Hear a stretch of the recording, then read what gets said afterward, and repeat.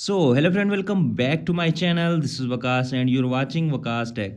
So guys, in this video I will show you Apple released new iOS 16.2 release candidate for iPhone and as well as iPad. Basically, this is the final release of RC update before official update of iOS 16.2. So without wasting any time, let's start video and see what's the new in that feature, and if you don't see that yet, how you can get that. Firstly, I am going to open my iPhone setting app.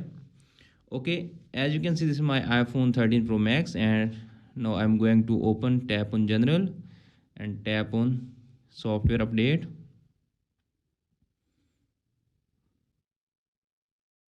Appears on screen. Here are showing iOS 16.2 release candidate update on my iPhone right now. So what's the new in that update? You can see appears on screen. Here are showing this update introduce freeform on app that offers a great place to brainstorm and bring your ideas to life. This release also adds Apple Music Sync, advanced data protection for iCloud, lock screen improvement, and other feature and bug fixes for your iPhone. Basically, this is the new feature that Apple recently added in that update.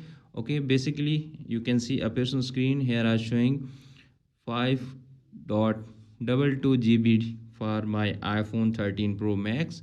And if you don't see that update on your iPhone, just close that and open your Safari browser.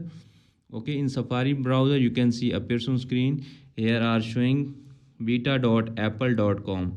You need to first log in and then get the profile and then download iPhone.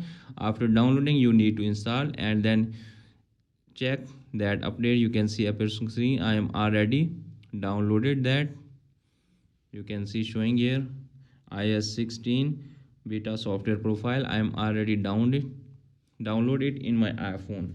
After downloading, you need to install that and then you can easily see that update in your iPhone. Friends, after watching this video, I hope you will all know how to get iOS 16.2 RC update on your iPhone and what's new on it.